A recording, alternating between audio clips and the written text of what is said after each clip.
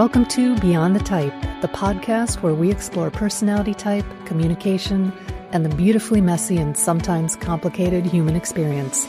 I'm Sandy Swanson, communication and relationship coach, here to help you better understand yourself and others so you can thrive in all areas of life. Let's get into it. Hey everyone, Sandy here. Let's talk about the energy of each of the 9 Enneagram types. So while we don't ever want to type other people, it can be super helpful to understand the general energy of each of the 9 Enneagram types. So we have a better understanding of why they're doing what they're doing and why we're doing what we're doing. So this can not only be helpful for couples, but also for teachers, for parents, siblings, friends, coworkers. Maybe you have a boss or a manager whose energy is really different than yours. I see this a lot with my clients. How do I relate to my boss? So understanding their energy can help you communicate better with them.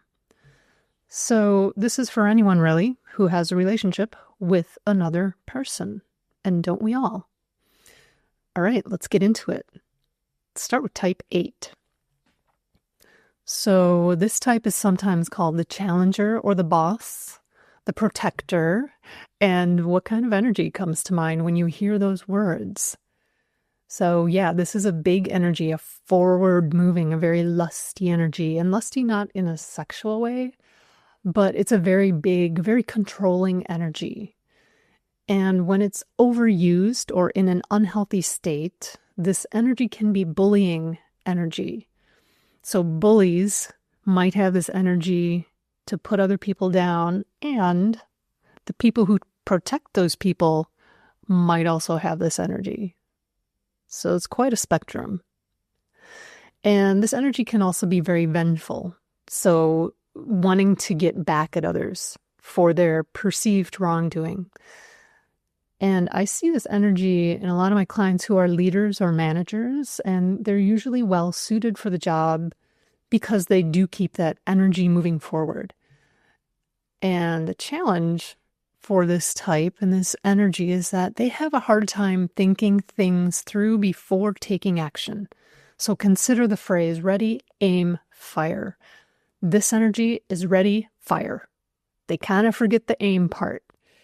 These types may also be emotionally reactive, so that energy just comes out. That emotion just comes out again without thinking through it.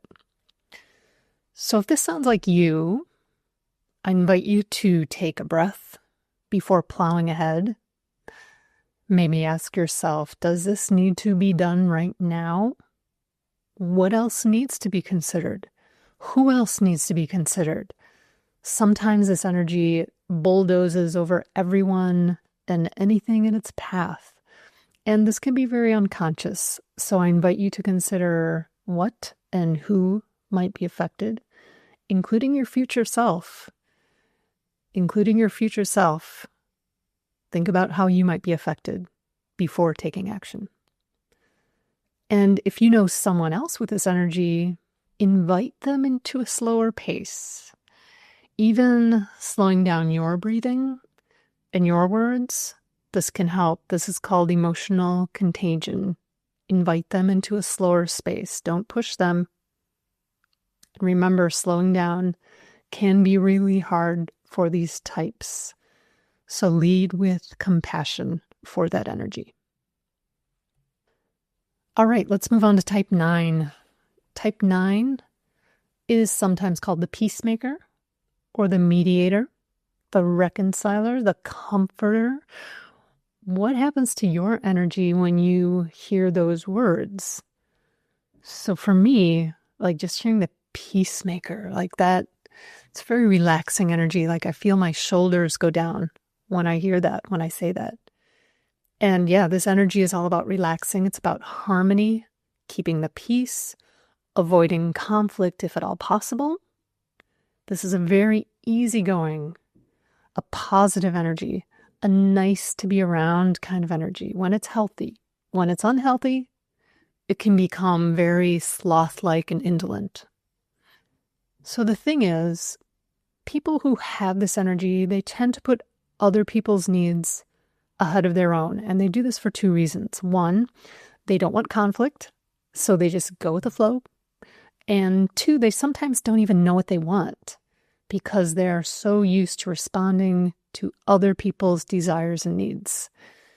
So the work for this type is to get in touch with what they desire, which can be really, really hard. So if you have this energy, I invite you to ask yourself, what do I want?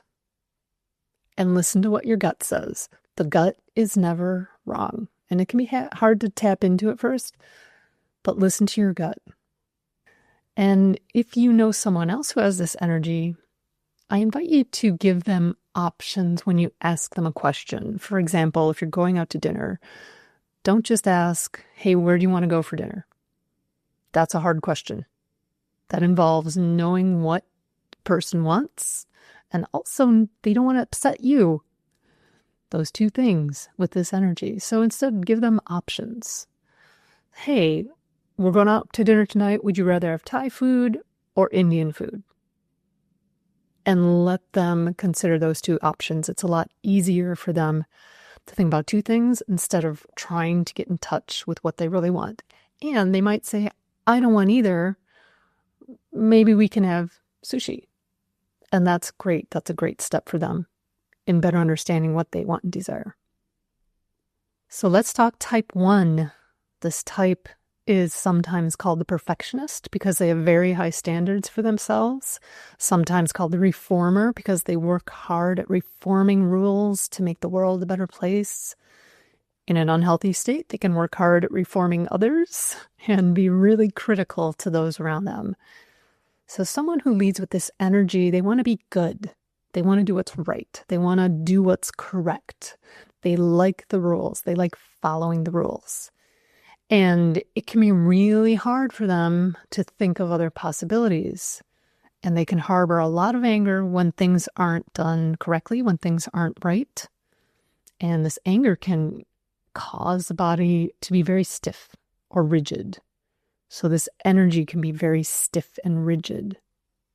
And type 1s, as a result, can harbor a lot of resentment because they hold everything in. So, like I said, this type can be super critical of others and how other people go about doing things. And I see this in a lot of the couples I help. So maybe one person is super critical of the other person. And sometimes they don't even realize it because they simply want what's best and what is right in their eyes. So they don't even understand why their partner gets upset at their critiques and their partner feels like they can't do anything right. So here's the thing to know about this energy. And it's that the critique and the judgment that is directed outwards at others is just a fraction of their critique at themselves.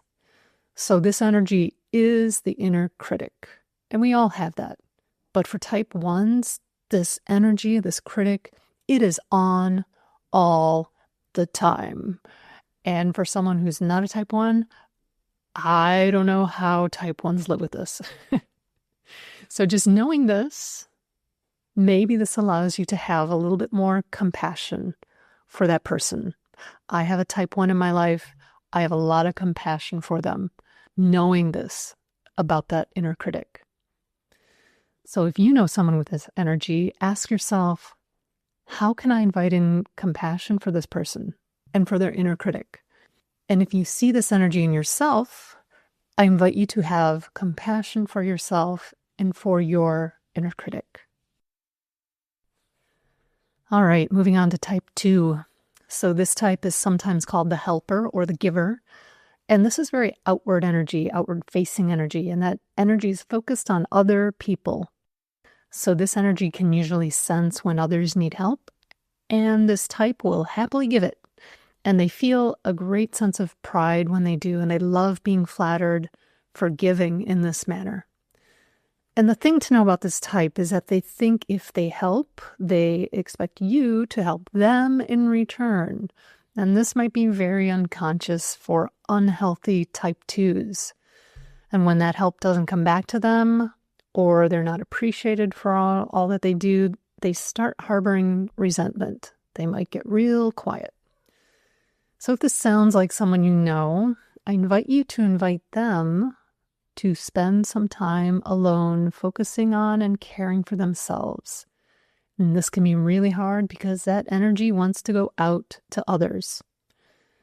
And if this sounds like you, same deal. What does it feel like to truly be alone with yourself?